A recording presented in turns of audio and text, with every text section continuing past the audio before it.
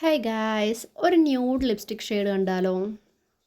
ഇത് നൈക്കയുടെ മാറ്റ് മിനി എന്ന് പറഞ്ഞിട്ടുള്ള അൾട്രാ മാറ്റ് മിനിയാണ്. ഇതിൻ്റെ ഫുൾ സൈസ് ഉണ്ട്, എൻ്റെ കയ്യിലുള്ളത് മിനിയാണ്. ഇതിന് 199 എന്തോ ഉള്ളൂ കേട്ടോ. അതുകൊണ്ട് ഇത് ഭയങ്കര ക്യൂട്ടാണ്. എന്ത് കുഞ്ഞിതാണെന്ന് നോക്കൂ.